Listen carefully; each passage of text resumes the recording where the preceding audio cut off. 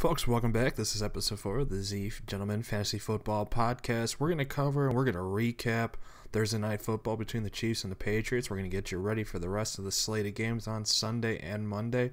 We're going to talk about some predictions, some sits, some starts, and a whole much more, including some breaking news. Once again, welcome. This is episode 4 of the Z Gentleman Fantasy Football Podcast. Just to level set with everybody real quick, we're going to be going around the horn. This time, we're not all recording live at the same time, so we're kind of piecing together each segment. So you'll just hear one person at a time going around the horn for each topic we want to cover, but no live discussion just because we're all in different places this week and unable to record together.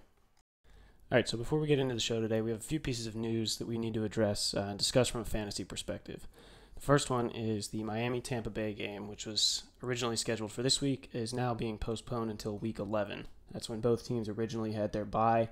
So in light of Hurricane Irma, the NFL decided to reschedule that game for Week 11. So now Miami and Tampa Bay essentially have a bye week this week and will play each other in Week 11. This is due to Hurricane Irma, so our thoughts and best wishes go out to everyone affected by that. We hope everyone stays safe and the area is able to make a full recovery. From a fantasy perspective, that's what we're here for. Doug Martin owners rejoice. He now is suspended for Week 4, which is the Giants game, and he will return Week 5. So he gets to play Miami Week 11 rather than playing the Giants in Week 4. That's good from a matchup perspective. So Doug Martin owners, that's good for you. For everyone else, if you drafted Jameis Winston or Mike Evans or Jay Ajayi or Jarvis Landry or Devontae Parker, Jaquiz Rodgers, any of those players on Miami or Tampa Bay, hope you have a good backup ready. If not, check out that waiver wire, see who's available, and make sure you fill those spots before Sunday so that you have somebody playing for you. The good news for those owners, though, is that when Week 11 comes around, you'll have less players on bye, so you'll be able to plug those guys into your starting lineup. Second piece of news we got is Ezekiel Elliott. It's a few days old now, but I wanted to make sure we addressed that. On the last show we mentioned the 6-game suspension was officially upheld by the NFL's arbiter. So Ezekiel Elliott will be suspended for 6 games this season, and that is now going to start Week 2. He's actually eligible to play Week 1 because a deadline was missed last week, and so now he is eligible for Week 1. But the suspension will start Week 2. It will go through Week 8 because that includes the bye week. So Ezekiel Elliott will return Week 9 and play the rest of the season from that point out. So if you have him, you start him this week. Maybe temper expectations a little bit against the Giants, but definitely fire him up, get him out there. And most of you probably drafted Darren McFadden. Keep him around because Week 2 through 8, other than the bye week, you're going to want to have him around. Last piece of news, Odell Beckham is dealing with a high ankle sprain. He's been out for a couple of days of practice this week, did some individual drills, but has been limited pretty significantly. It sounds like he's maybe on the outside looking in to play on Sunday, so keep an eye on that. We don't know whether it'll happen yet, but definitely monitor it. It's a Sunday night game, so that's a tough spot to replace if he ends up being ruled out later in the day. So keep a backup plan ready. Maybe put somebody else in your lineup and keep a flex spot open for him. But, have that backup plan ready, whatever it is. He's going to be a tough guy to replace, especially in that night slot. But if you got somebody Monday night, keep that in mind. If you have Sterling Shepard or Brandon Marshall and Odell Beckham's ruled out, definitely fire them up, get them going. They'll be the 2 leading receivers with Odell Beckham out, if that's the case. If Odell Beckham plays, obviously you're going to play him, so not much to say there. I think that covers it for news, so let's get into the show. So let's get right into this Thursday night recap. I'd say it's a pretty shocking game to most people. Chiefs take down the Patriots 42-27 in a game that I don't think a lot of people saw coming. I think most people thought that the Patriots were just going to come out and dominate the game, and it actually looked like that for the first drive of the game. I mean, the Patriots went all the way down the field and scored, and we thought, oh, well, this is the start of the game. This is how it's going to turn out. But the Chiefs kind of took their game plan and shoved it right back in the Patriots' face and ended up with a nice solid victory. So let's go ahead and let's talk about some of the fantasy players in this game, because this was a pretty drunk fantasy game for some of these guys. I mean, Kareem Hunt just absolutely explodes in this game. I think he had the 6th highest fantasy outing for any rookie in history. He did set an NFL record. He had the most yards from scrimmage by a rookie in Week 1. So definitely a very solid showing for Kareem Hunt in this game. And if you started him, you have got some serious dividends coming your way. He ended up with about 40 points, I think, 40-plus points in this game. So just an insane amount of fantasy points this game. An absolutely amazing job by Kareem Hunt. Now, is this a Kareem Hunt that we can expect all year? Yes and no, I'd say. Will he score 40 points each week? Of course not. That's absolutely ludicrous. But what I did like and what I did see out of Kareem Hunt and the Chiefs' offense is that workload and that volume is there. He is very efficient. You can see that he had runs of 8 yards, 9 yards. I mean, even his first carry where he fumbled, I think it was basically a 10-yard carry. So, very efficient, and his volume is there. There was a lot of talk that he would split carries between West. There would kind of be a running back by committee at first there, but he was used in a manner out of the backfield, throwing to him. He had two receiving touchdowns. One was like 78 yards, but then one was at the goal line. So I definitely think his workload and his volume is there, and he could, based on what I saw out of that offense and how he's used, he could easily finish as a top 5 running back this year because he's going to be very good. So I feel bad trading him away, but I guess I just got to do what I got to do. Other players, Tyreq Hill, great game, 75-yard catch, I think it was, catch and run for a touchdown. Yes, last year he scored on a ridiculous amount of touches, but his involvement in the offense this year is very encouraging as well, and he could be a legitimate wide receiver too, going down, especially in a PPR league. I think he's going to get a lot of touches in this offense. Alex Smith, might as well stick with the Chiefs here. Alex Smith had just an absolutely insane game. This is not an Alex Smith game at all. Finished with almost 370 yards of passing, 4 touchdowns. It kind of feels like one of those one-off things. He finished with 31 fantasy points, so you don't really ever see that from Alex Smith ever. But I feel like after watching this game and how the Chiefs' offense is gonna roll throughout the year, I think Alex Smith might actually have a decent fantasy floor. Might have a pretty steady floor that if you need a bye week replacement or someone's injured, I think Alex Smith might be a guy that you could look at. He might throw 30 passes in a game, and they might be all short passes. He's going to complete basically 26 of them, and one of them might go for 75 yards. You just never know. But I think Alex Smith is going to have a nice, steady floor that he can be reliable. Is that floor that high? I don't know, but I think he's going to be one of those guys that you can count on going down the road for the season. Let's move on to the Patriots now. Some of those fantasy guys. Mike Gillislee, once again, another guy that you were kind of weary about starting him. Do I want to start him against the Chiefs? If you did start him, you ended up with just an insane amount of points as well. Had only 45 yards on 15 carries, so, that's not too encouraging considering he had, I believe, over 5 yards per carry last year on the Bills. But 3 touchdowns. You can't deny this guy's ability to find the end zone. That's just what he does. But they were all from like the 1 yard line. I think he had multiple pass interference penalties in the end zone. So how often is that going to happen throughout the rest of the season where they have the ball on the 1 yard line and they just need a touchdown from their running back? Probably not often, but you can definitely see that Mike Gillislee is the goal line back there. And he's going to be the guy that's going to score the touchdowns for the Patriots, it seems like. Tom Brady. He's a guy that was probably number 1 or number 2 off the board in terms of quarterbacks for fantasy, maybe in the 3rd round, 4th round, and he just looked off this game. He just never seemed like he could find a rhythm to be in this game. He was missing passes that Brady normally doesn't miss. His throws were a little off, a little deep, a little left. Could be because the Chiefs just have a great defense. They have great defensive backs.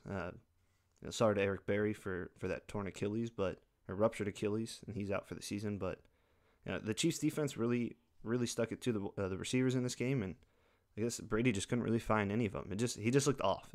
Maybe it was one of those first games being 40, but he just kind of looked off. I still don't worry about him at all. Still one of the best in the game, but in this game he just kind of looked a bit not like himself.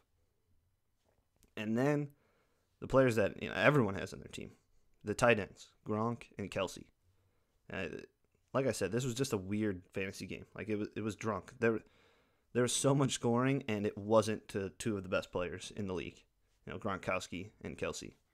Gronk's still getting his targets. He had that touchdown taken away from him, which some could argue should have been a touchdown. based on just NFL rules and what can be considered a catch. But Gronk's still getting his targets, which is nice. He only had, I think, 2 catches, but still not bad, especially for his first game back. Kind of fitting into the offense. He was shut down by Eric Berry most of the night, but still like Gronk moving forward, obviously. And then Kelsey has like a new role in this offense. They like run this weird like triple option shovel pass kind of thing, and it seems like Kelsey always gets that shovel pass look and can kind of pick up 6, 7, 8 yards per play there. So he's like now in the running game too, and it still gets his targets. Obviously, already high targets in the passing game. Definitely Alex Smith's favorite target on that team. So I definitely think that, like I said, this was a weird game for fantasy. I don't know if it changes your mind too much about some of these players, but I think Kareem Hunt definitely showed, based on his volume and his efficiency, that he's going to be the workhorse for this team and could finish very high in fantasy running backs this year. And everyone else just kind of, you know what? This is what we thought of them, and it still holds true. This was just a weird game, a one-off kind of thing. So don't really need to worry about any of those other guys. But yeah, that was Thursday Night Football. It was a very exciting game. I'll give that to the Chiefs and the Patriots. Definitely very exciting. Kept everyone in the game, but fantasy-wise, kind of weird. Definitely a weird game. All right, so let's go ahead and let's jump right in to Week 1. After the Thursday Night Football game is over, still plenty of games left on the slate. We're going to go and toss it over to Mark, our resident Fantasy Pros correspondent. We're going to have him talk about who he thinks for each game is going to be his start selections and some guys that should probably keep on the bench for this week.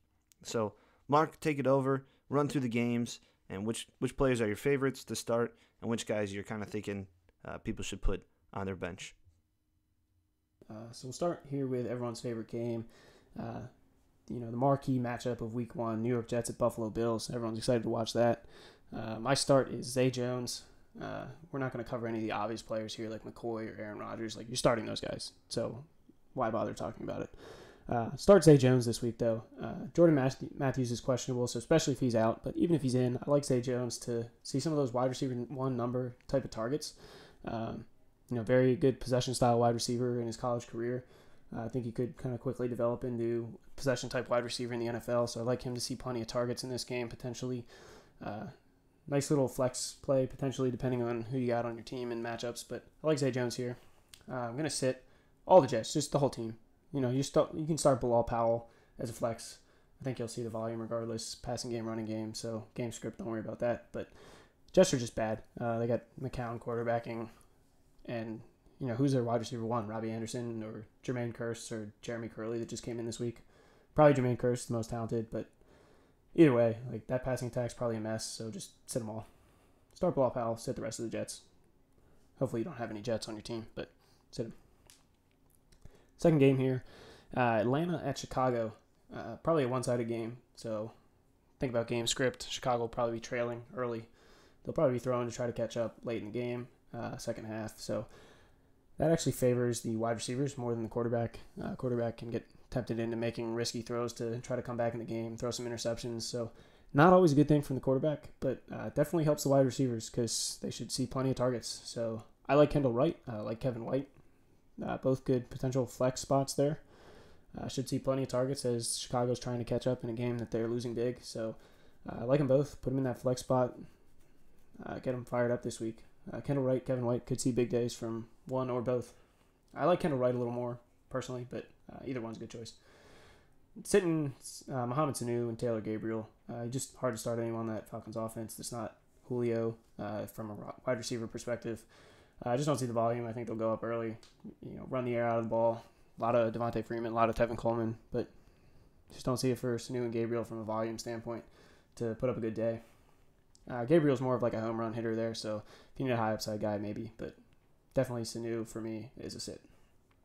Next game, Baltimore at Cincinnati. Starting Danny Woodhead. Baltimore throws a lot, probably more than people realize, and they target the running backs quite a bit too. Actually, interestingly, teams that play Cincinnati target their running backs more than when they play other teams in the league, most other teams. So high rate against Cincinnati for running back targets for their opponents, and Baltimore targets their running backs at a pretty high rate. So like Danny Woodhead here, especially in PPR, get him in that starting lineup. Potentially an RB2 here. Probably not RB1. I think that might be a stretch, but could be a good day here for Danny Woodhead. Sitting Joe Mixon, rookie, a lot of hype coming out of Oklahoma. People are saying he might be the best running back in this draft class. I am personally on board that train and love Joe Mixon long term if he can stay out of trouble. But tough play this week. He's officially listed as running back 3 on that depth chart behind Jeremy Hill and Giovanni Bernard. Marvin Lewis has kind of a tendency to stray away from rookies and play the vets, especially early in the season. So Joe Mixon here, risky play for me. I'm trying to look elsewhere this week if I'm a Joe Mixon owner. Next game, Pittsburgh at Cleveland. Should be another blowout here. Pittsburgh should wipe the floor with Cleveland in Deshaun Kaiser's first start. So from game script perspective, not good for Kaiser potentially, but good for Corey Coleman. And I'm not so sold on Kenny Britt. Corey Coleman's skill set fits with Kaiser much better, and he seems to have a pretty good rapport with him already. So I like Corey Coleman here. Could definitely hit a home run ball. Kaiser's got a cannon of an arm, so good fit there with him and Kaiser. So I like Corey Coleman. Maybe put him in that flex spot, especially if you need a high upside guy. Also like Duke Johnson, especially in PPR. He's been running out of the slot some this offseason. Nice third down running back, pass catching kind of guy. So could see him in a couple of different roles and, maybe 10 to 15 touches, but that's really all he needs to put up like a good RB2 kind of day. So like both of those guys. Sitting David Njoku. This one's probably easy. You probably don't have him as your starting tight end, but rookie tight ends take a while to develop. He missed some time in the offseason with a back injury, so he's developing potentially a little slower than some of the other rookie tight ends anyway. So just not excited about him early on. Long term, love him, but not week 1 here.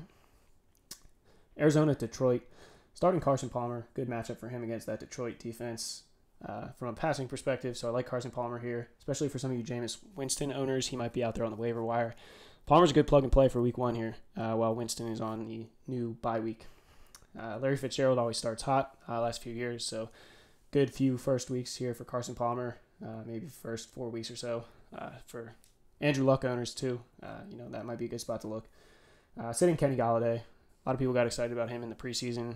Some touchdown catches, looked pretty good, big red zone target. But he's still the wide receiver 3 there behind Marvin Jones and Golden Tate. And then you got Eric Ebron, big tight end, nice red zone target, and Theo Riddick. So even if Golladay plays, which I'm sure he will, he's 5th in line for targets, I think, behind those guys. So I'm not excited about Golladay yet.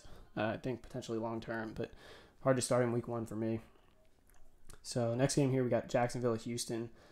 Lowest over-under here on the board, 39.5, so potentially not a lot of points scored in this game. 2 pretty strong defenses and 2 questionable offenses, so easy to see why that's the case. But that said, I'm starting Allen Robinson. D.D. Westbrook, who is now the number 2 wide receiver on that team, is out. He is not playing this week, so it's going to be A-Rob and Marquise Lee. A-Rob's clearly better, miles better than any other wide receiver on that team, so I am starting him. Bortles should look his way early and often. Just force feed him the ball. So I like Allen Robinson. Also like Lamar Miller. I think his volume's safe this week. We'll see how it goes as the season progresses, but willing to put him out there in week 1. Jaguars have a pretty good secondary, so strong pass defense. But Lamar Miller, I think, will have a decent game rushing. Not a bad pass catching running back as well. So like his volume, could see a decent day. Maybe high end RB2, but I'm putting him in the starting lineup. I am not starting or trying not to start DeAndre Hopkins.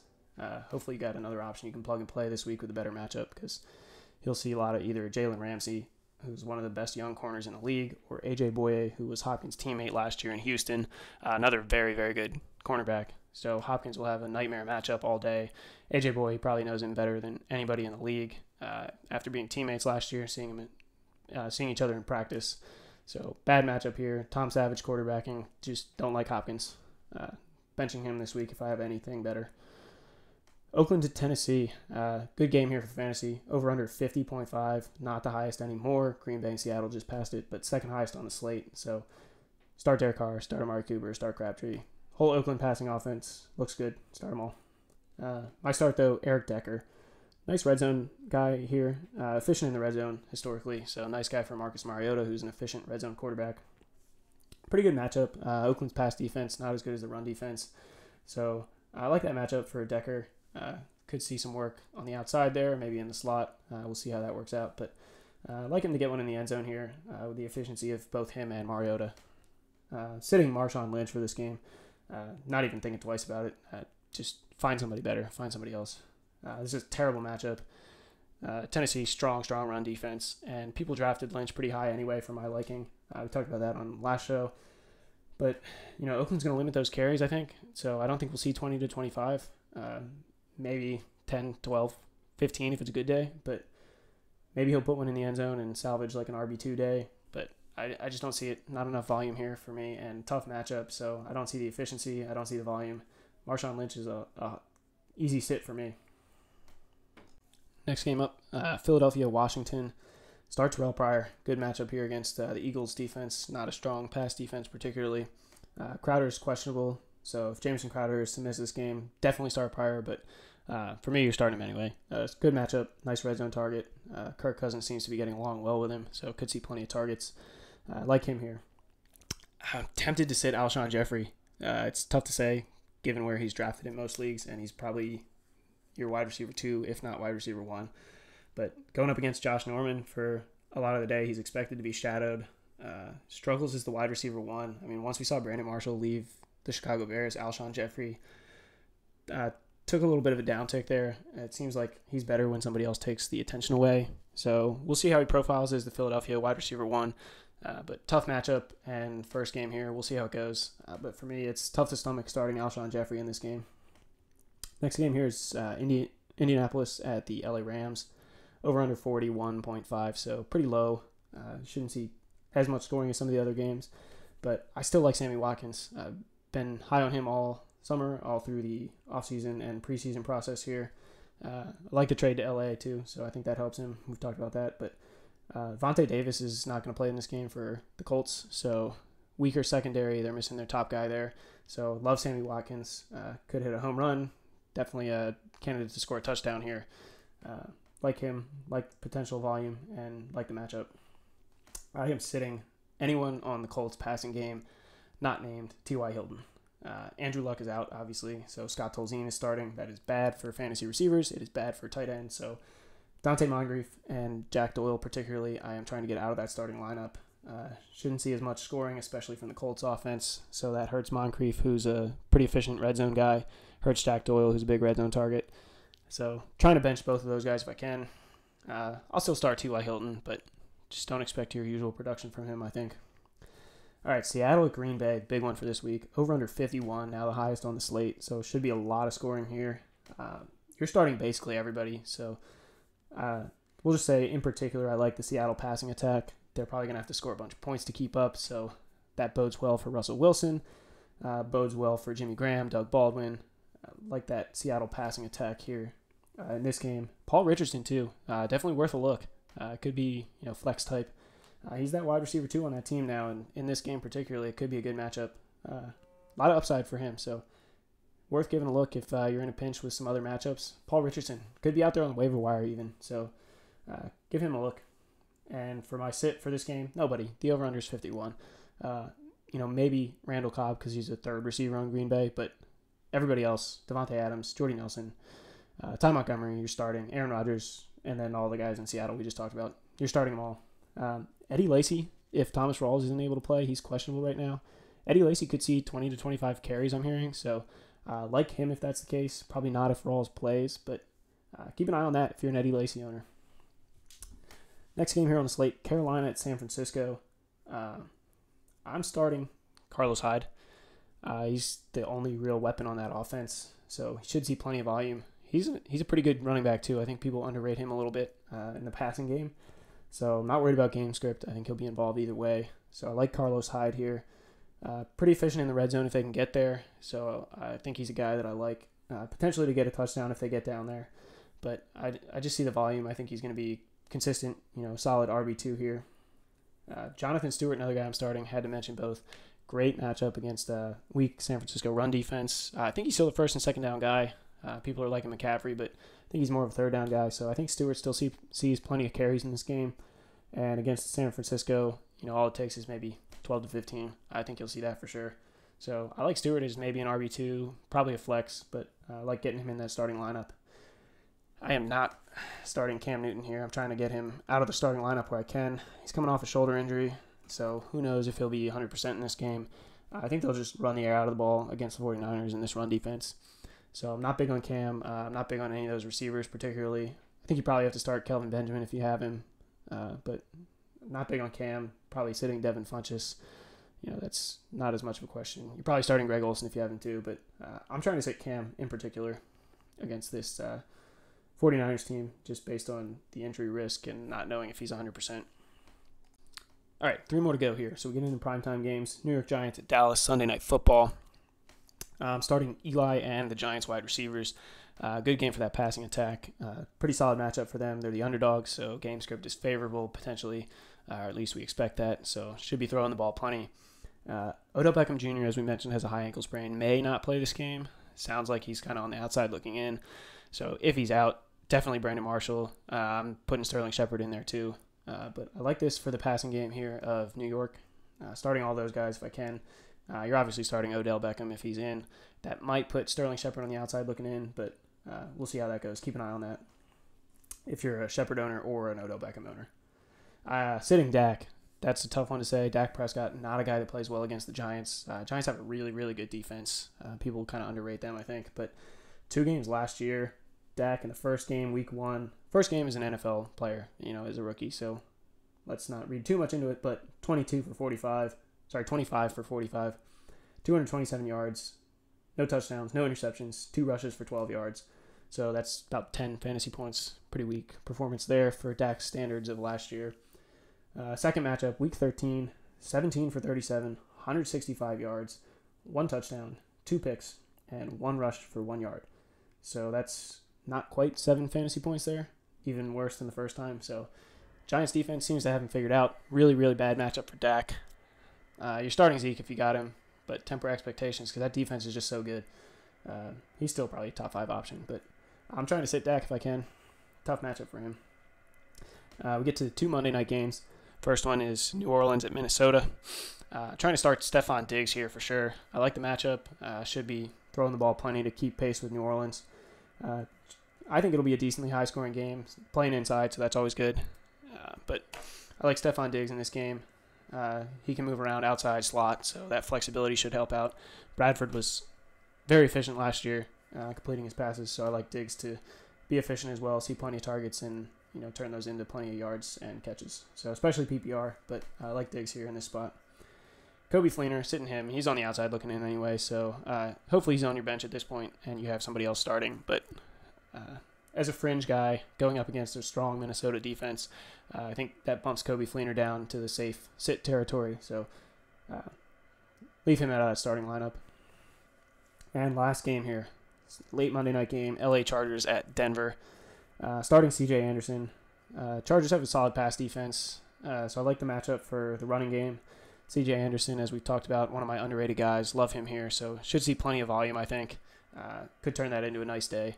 So I'm starting CJ Anderson, and tough for me to say here, but I'm going to sit Keenan Allen. That's my guy for this game. He's going to see a lot of Chris Harris Jr. Obviously, Keenan Allen, talented wide receiver. Start him most weeks. Good guy, especially for fantasy and PPR, but Chris Harris Jr. allowed 2.69 yards per target last year, and that was second only to Marcus Peters. So really, really good shutdown guy. Does not allow much production from wide receivers that line up against him. He's especially effective out of the slot, so that doesn't bode well for Keenan Allen. Depending on where you drafted him, you might not have a better option, but it's going to be tough to stomach that. So I'm trying not to start Keenan Allen this week if I have a better option. So that wraps up my start sit here for each of our 14 games. Sunday and Monday, hopefully it'll help you make some of your tough decisions. Hopefully you don't have any, but I'm sure we all do. So hopefully this helps you decide one way or the other on some of the guys you're on the fence about. So best of luck to everyone out there. I hope everybody wins week 1. Good luck. All right, I know Mark went ahead and did a lot with starting in City, so I just wanted to throw a couple in as well. He went through each game, did a couple starts and sits, but there's just a couple that I wanted to talk about really quickly. And on the sit side, right now, I would think any of the Seattle running backs. I know Eddie Lacy has been dealing with injuries. I know Thomas Rawls has an eye ankle sprain, so he's questionable for Sunday's game against Green Bay. You do have CJ Prosise, who's more of a third down back.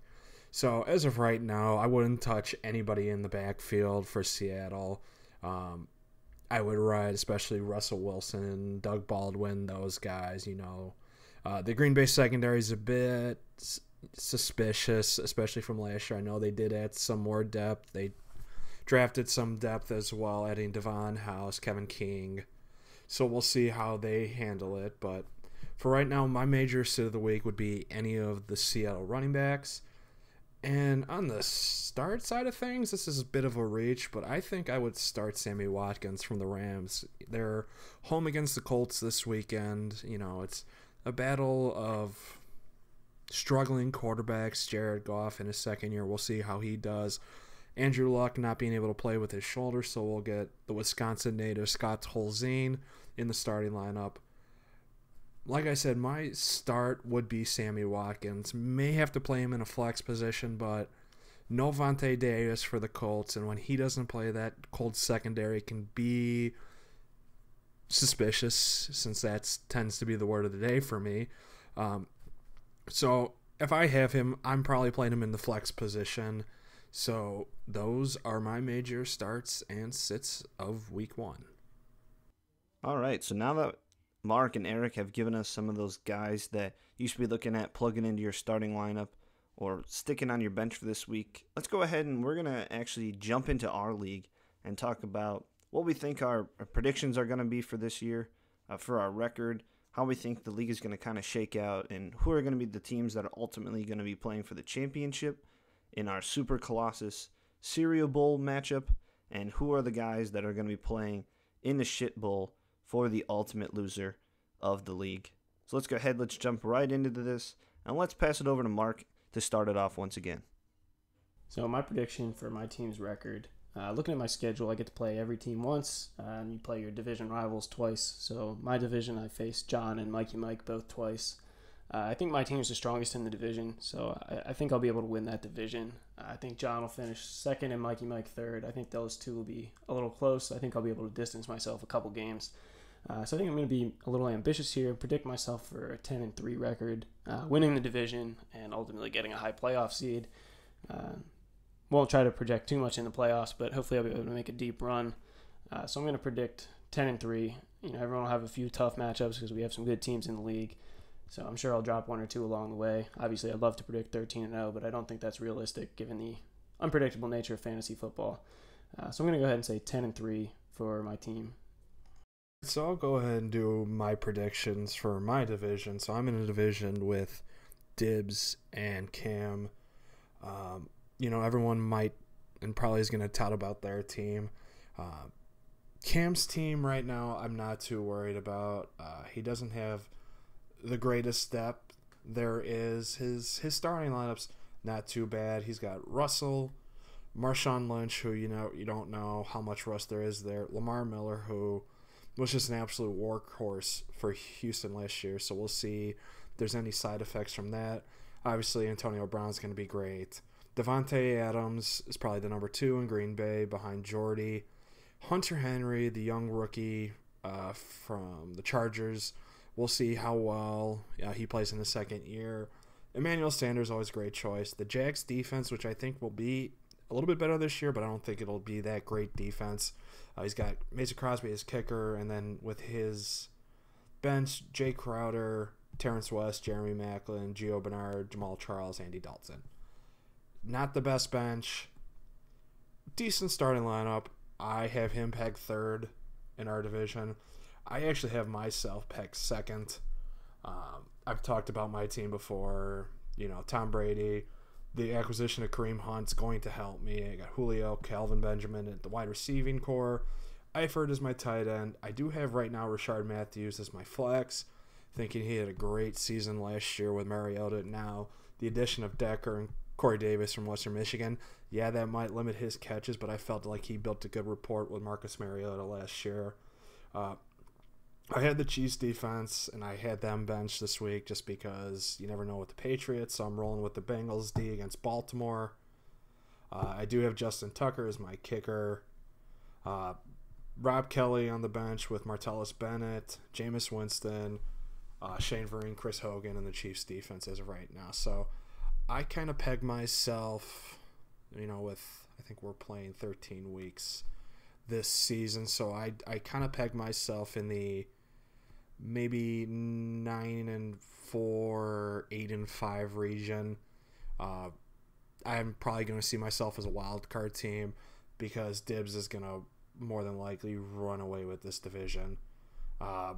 His team now, with the fact that Ezekiel Elliott is probably going to play all season, his team went from great to being excellent.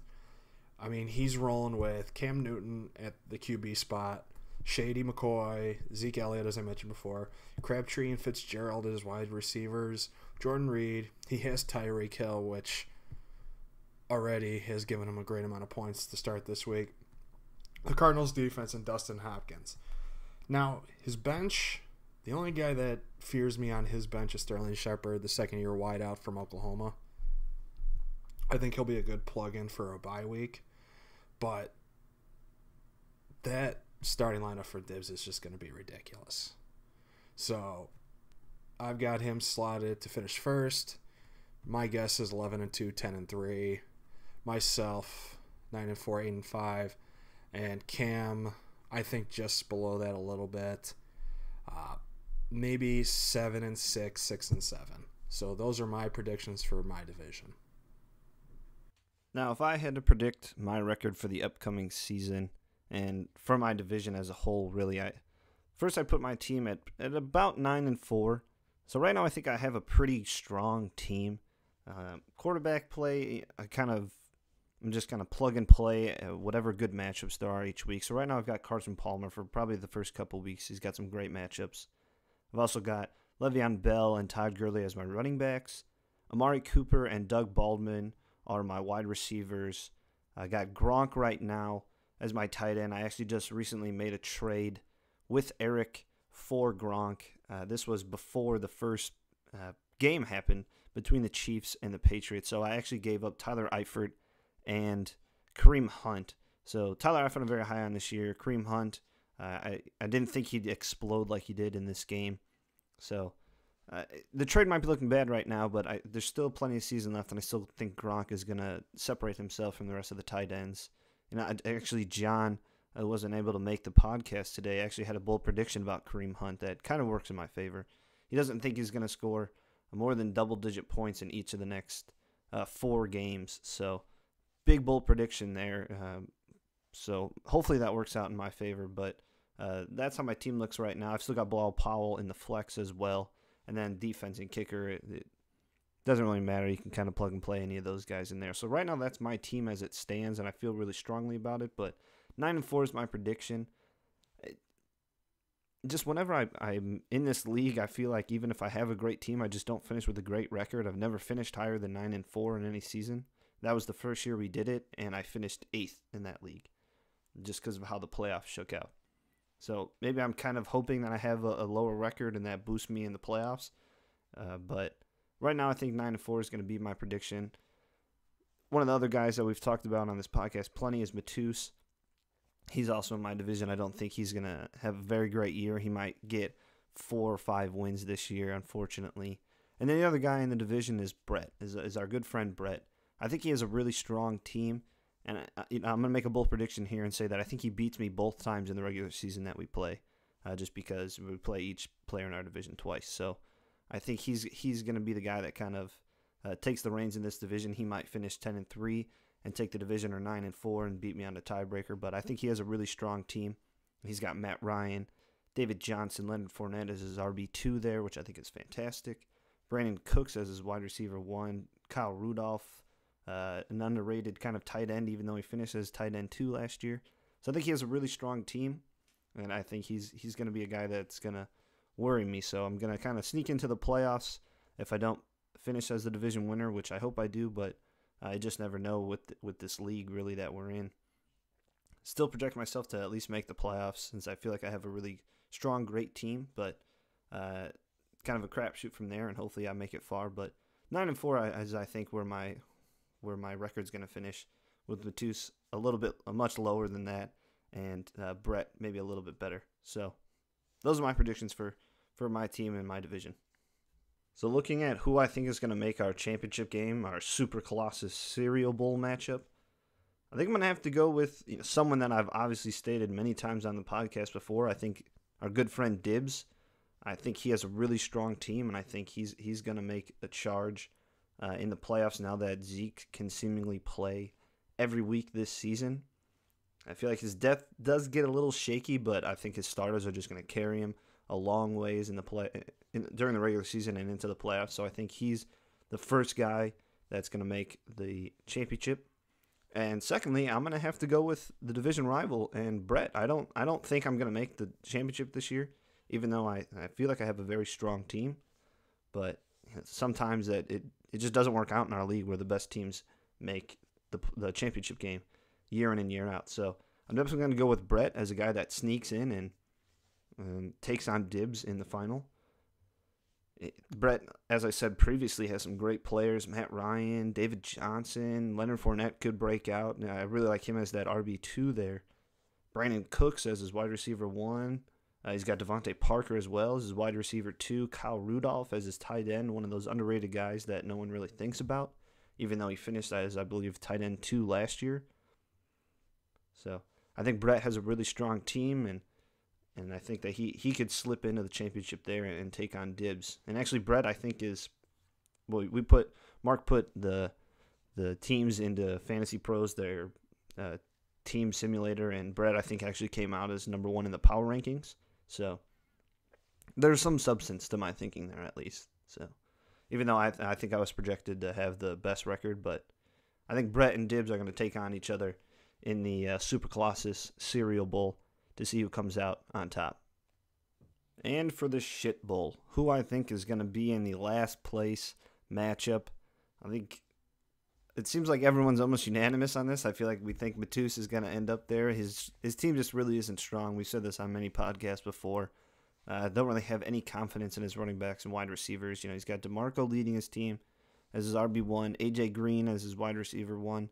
But other than that, Kirk Cousins could be great this year in one of those, FU kind of modes.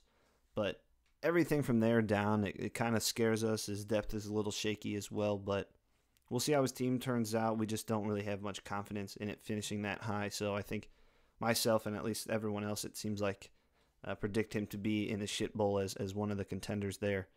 But then I'm going to go kind of different from what everyone else said. I'm going with our good friend Brent as the other person that's in the Shit Bowl taking on Matus. Right now, he has a lot of faith in some young running backs. Right now he has Christian McCaffrey as his RB1 and Amir Abdullah as his RB2. Those are his starting running backs. A little frightened by that. Young guys. Abdullah has been hurt significantly throughout his career, and McCaffrey, just a rookie, so you don't really know what you're going to get from him. So I don't really know how I feel about those two guys as his running backs. Could surprise me, but just not a lot of comfort with those guys there. He has some great wide receivers. Mike Evans leading his team there. T.Y. Hilton as his wide receiver 2, which is great. A lot of people would have T.Y. Hilton as the wide receiver 1, but being as a wide receiver 2 there, I feel like that's pretty good. Unfortunately, I just don't know about Andrew Luck's status. I thought he was an undervalued guy that you could draft and just kind of stash for later. But with T.Y. Hilton, he's a completely different player when Luck is not the quarterback out there. He's kind of very middle-of-the-road, average kind of guy when anyone else but Andrew Luck is out on the field with him. So Brent could be in the hole could be too far in the hole before Andrew Luck returns and could kind of get sucked down into that comeback. Couldn't happen. I don't know. And then he's got Matthew Stafford as his quarterback, which kind of gives me pause. I really like Matthew Stafford as a value guy that you can get later in the rounds for your draft, but I don't know if he strikes me as a guy that's going to lead a team to a championship, a fantasy championship. So, quarterback is kind of one of those fickle situations. Matthew Stafford just doesn't lead me to believe like one of those guys on his team right now is going to lead him to a championship. You got Greg Olsen as his tight end, which is all right. Decent floor there with Cam Newton, but apart from that, I think he's got Adrian Peterson in his flex, which scares me a lot. He's a running back 2, or not even the backup to Mark Ingram right now. Could overtake him, but really not sure which Adrian Peterson is going to show up. So those are my picks right now for those two teams to be in the shit bowl playing for last place. Just not a lot of comfort and confidence in either of those teams. So those are my picks for the shit bowl and who's going to ultimately take home the ultimate loser of the league. So my prediction for the championship game, the Super Colossal Cereal Bowl, or whatever the name may be. I'm not sure if we have a name for it. I'm going to project myself, of course. I feel pretty good about my team. I feel good about the depth. I think we can withstand the test of time through the season, recover if anything happens. I'm also going to project Chris's team. I know I said Drake was my favorite draft choice, but that doesn't take into account some of the trades that have happened since the draft. So Chris has made a couple of trades. He traded away Stephon Diggs and Danny Woodhead to John, and in return received Doug Baldwin and Kareem Hunt. And this was before the Spencer Ware injury, so keep that in mind. Decent trade, but got a nice probably front end wide receiver 2, back end wide receiver 1, and Doug Baldwin out of the deal to add to the starting lineup. And then second trade after Spencer Ware went down, he traded Kareem Hunt and added Tyler Eifert to Eric and received Rob Gronkowski. So definitely front end tight end 1 candidate, probably will be the top scoring tight end if he stays healthy. So now the starting lineup becomes Carson Palmer, Le'Veon Bell, and Todd Gurley as running backs, Amari Cooper and Doug Baldwin as the receivers. Keenan Allen is that third receiver on the bench this week because of the matchup. Rob Gronkowski in the tight end spot, and Bilal Powell is the flex currently. So 3 pretty strong running backs, 3 pretty strong receivers. Nice depth on the bench, I think. But, got a first-round pick in Bell, some second-round picks due to trades, and one of them was in the early third. But Gurley, Cooper, Baldwin, Gronkowski, all second-round, potentially early third picks. So pretty star-studded lineup there. Same strategy that worked out last year. Obviously, we'll hope against injuries. We don't want anybody to get hurt, but if that is the case, sacrificing depth for some of those studs can potentially backfire. So we'll see how it plays out, but as of now, it looks like a very strong team, so I think I'll play Chris in the championship. I'm obviously going to project myself to win because we can't possibly allow a three-peat in the league. So that's my projection. I think I'll take down Chris in the championship, restore some parity to the league, and bring the people what they ultimately want. So my prediction for the shit bowl, I'm going to stand by what I said last week. I think Matus's team will end up there. I just don't see the depth on the team. He's got an okay starting lineup, but I think if some of those players go down, injuries unfortunately happen, or if they just don't perform to the level we're expecting, I think we could see that team struggle. I think it's missing some of the depth that maybe some of the other teams have. Sorry, Matus, but I'm sticking with my guns from last week. And the other team that I'm going to predict to be in the shit bowl is Ramel's team. I think some of the same concerns. We talked about Matus's team, but Ramel's team, he's got Breeze, Devontae Freeman, C.J. Anderson, Demaryius Thomas, John Brown, Delaney Walker, Theo Riddick in the flex. But my concern is mainly the depth. The bench is Jordan Matthews, Darren Sproles, Jack Doyle, second defense, and Jay Cutler and Devin Funchess. So I just don't see many high upside guys there. So if one of the other players in the starting lineup misses and just doesn't perform, or if somebody gets hurt, we'll knock on wood that won't happen. But if that does happen, I just don't see the upside on the bench. I think you'll be stuck playing a couple of wide receiver 2s and 3s, maybe a couple of running back 2s, and I just don't see the upside in having some of the star caliber players there if that's the case. So I'm going to predict Ramel versus Matus in the shit bowl. I'm going to ultimately predict Matus to be the shit bowl champion, which is really the ultimate loser of the league. Again, sorry, Matus. Sticking to my guns. I just don't think the team caliber is there this year. So that's my prediction for the shit bowl. I think Matus will ultimately take home the shit bowl trophy this year. Sorry, buddy. All right, and now for my predictions for our Super Colossal Cereal Bowl, or whatever we're going to call the final this year, and the shit bowl. I think the shit bowl this year is going to be a battle once again.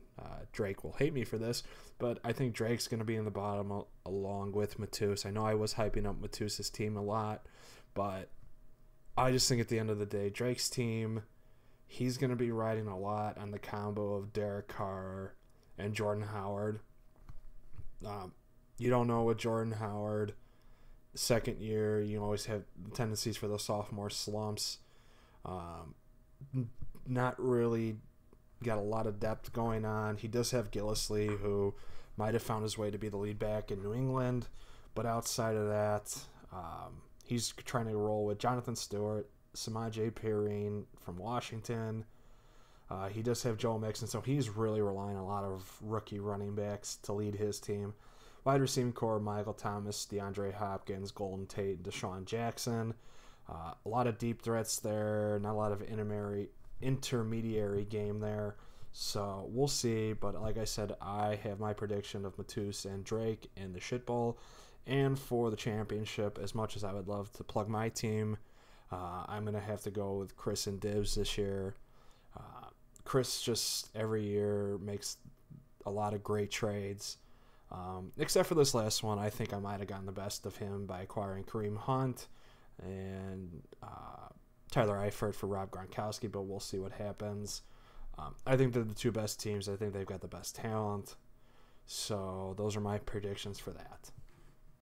Well, that should just about do it, folks. We'd like to thank you again. We do apologize for this piecemeal episode, as most of us are traveling this weekend before week one. We kind of had to do things a little bit differently, but we will be back next week with our live podcast where we'll get everyone together and we'll talk about the results of week one. We'll get ready for week two.